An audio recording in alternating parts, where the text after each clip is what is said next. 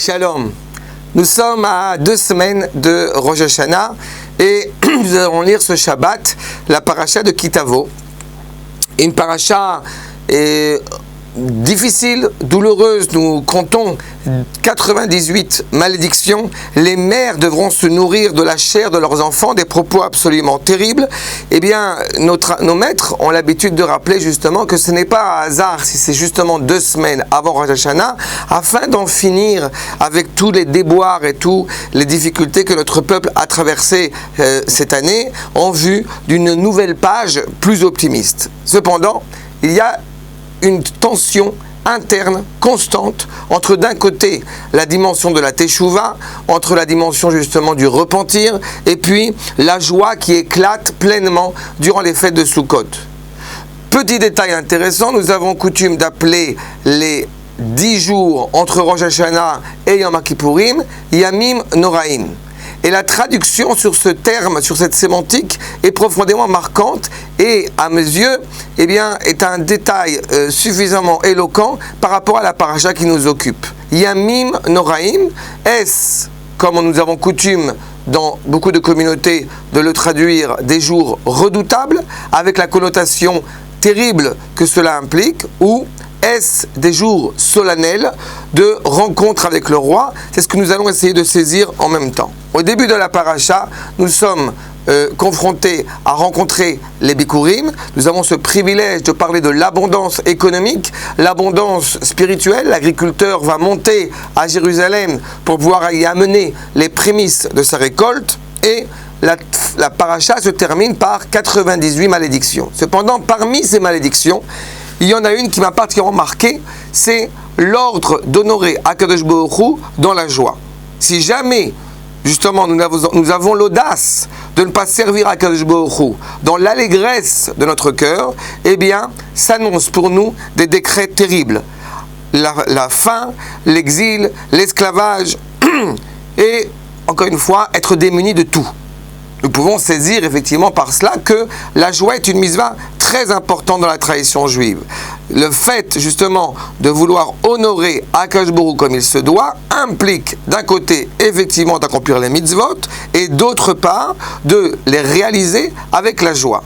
Mais cela peut paraître étrange, extrême, que sous prétexte que le peuple n'aurait pas servi Akadosh Baruch Hu dans la joie, eh bien, lui est annoncé les décrets les plus terribles. Eh bien, il nous faut comprendre au bout du compte ce que signifie cette joie. Quelle est l'expression justement de cette joie? La joie est synonyme au bout du compte de perfection. La joie est associée à l'adhésion totale, à l'amour inconditionnel envers Akadosh Baruch Hu. Plus justement nous avons de l'amour à l'égard d'Akadosh Baruch Hu, plus nous avons justement la joie d'accomplir ses commandements, plus cela montre le lien intime qui nous relie à lui. Plus cela, au bout du compte, met en évidence la proximité que nous avons à Akadosh Baruch Hu et l'envie de poursuivre ses voies. A l'inverse, si justement nous appliquons les mitzvot avec un certain laxisme, avec une certaine indifférence, voire même avec une certaine souffrance, voilà l'expression d'un manque d'adhésion. Voilà l'impression d'un manque de reconnaissance, d'un manque de joie intérieure. Mais peut-on reprocher ça au peuple juif 2 semaines avant Rosh Hashanah, au moment où nous nous apprêtons à rencontrer le roi, à Rosh Hashanah?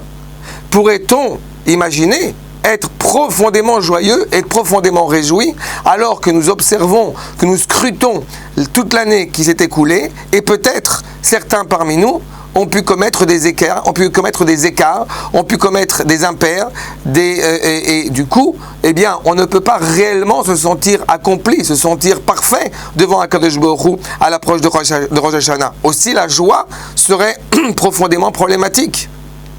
Eh bien, à la vérité, je vous renvoie à l'enseignement de nos maîtres qui met bien en évidence le fait que quand nous avons commis des fautes et que nous faisons teshuva, cette teshuva invoquée par la crainte transforme les fautes d'hier et les annule totalement.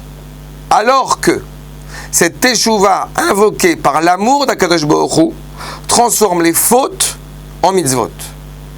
l'ange tutélaire qui est là pour justement diaboliser, qui est là pour quelque part dire du mal, en tout cas le procureur, l'ange accusateur envers Am Israël devant Akadosh Baruch Hu, en voyant le peuple juif s'effondrer à cause des fautes, vient confirmer l'idée que le peuple juif n'est pas parfait, n'est pas encore entier, n'a pas accès à ceux au bout du compte auxquels il doit accéder.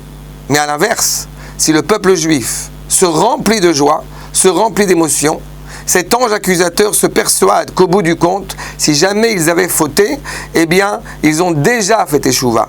Donc, cet amour est inconditionnel. Pourquoi est-ce que justement ces 10 jours de pénitence sont appelés non pas des jours de pénitence, des jours redoutables, mais des jours solennels? Parce que justement, la proximité avec le roi doit nous élever, doit nous rappeler la joie intense qui nous anime afin de servir à Kadosh Baruch Hu, d'être disposé à le servir de tout notre cœur et de toute notre âme. A l'inverse, si nous transformons ces jours en jours redoutables, en jours effrayants, eh bien nous restons au bout du compte attachés à la faute. C'est justement une période où nous devons nous renforcer dans cette joie invoquée par la Simcha. Nous raconte les Rachamim que dans le traité de Moed Katan, que celui qui veut justement profiter du sacrifice qu'on appelle Shlamim, celui qui justement amène un sacrifice où il s'appelle Shalem complet, parce que tout le monde en profite, Akadosh Baruch Hu, les Kohanim et lui-même en profite. Celui qui serait endeuillé, celui qui serait triste, ne peut pas, au bout du compte, profiter, bénéficier, consommer ce sacrifice. D'où l'importance que, bien qu'en évidence, nous ne soyons évidemment pas parfaits au niveau individuel, mais notre perfectibilité se complète avec le peuple. Chaque frange, chaque membre du peuple permet, au bout du compte, de compléter et d'arriver à cette entité entière et donc d'être profondément réjoui devant Akadosh Baruch Hu. Que Dieu fasse que cette année qui s'annonce soit au bout du compte une bénédiction, que les malédictions d'hier, Techele Shana Vekelalotea, comme nous chantons dans ce chant Achot Ketana, que l'année qui s'achève aussi les malédictions, et que débute Techel Shana ou Bichotea, et que débute pour chacun d'entre nous de notre foyer, et très prochainement tous ensemble ici à Jérusalem, Bezrat Hashem, que commencent les bénédictions pour l'année qui arrive. Shabbat Shalom.